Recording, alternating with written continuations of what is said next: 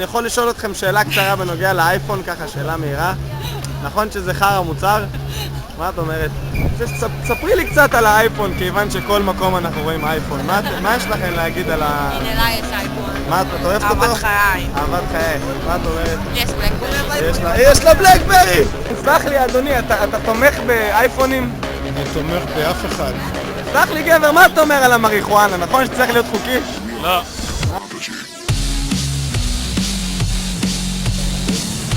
אני חייב לשאול אתכם איך מערכת יחסים בין מלאך המוות לבין חוריה. ספרי לי קצת על החולצה של... הופה. בואי תספרי לי בבקשה קצת על הג'קט שלך, הוא נראה מאוד מלווה. כן. כן.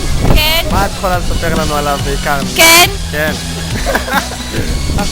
אז ספרו לי רגע, איך המערכת יחסים בין את לכלב... אף אחד לא האמין בנו בהתחלה, אבל אנחנו עושים את זה, הייתי צריך למכור את כל 100 האחים שלי בשביל זה. וזה עושה לכם חשק מיני יותר טוב לאחרונה הדבר הזה? סטייל, זה דבר הופה.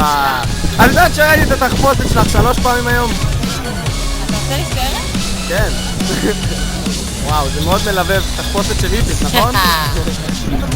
תגידי, אני חייב לדעת, זה פאה או שזה השיער שלך באמת? ואיך את עושה את זה? היי. היי. זה איפורים? איפורים? מה זה? זה איפור לפורים. איפור של פורים, ומה אתם מחפשתם? ניטיות? לא. אז השיזוף הזה מגיע כל הגוף או שזה רק בפנים?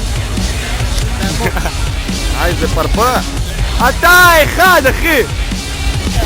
קור את זה! רגע, מה התחפשת?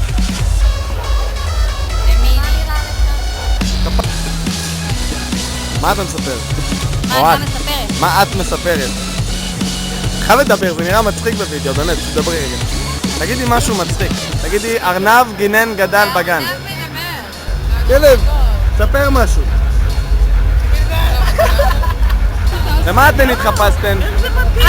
אנחנו לא יודעות. אתן לא יודעות למה התחפשתם? אנחנו לנו, אתן התחפשתם לסקסיות לדעתי, אתן ממש סקסיות.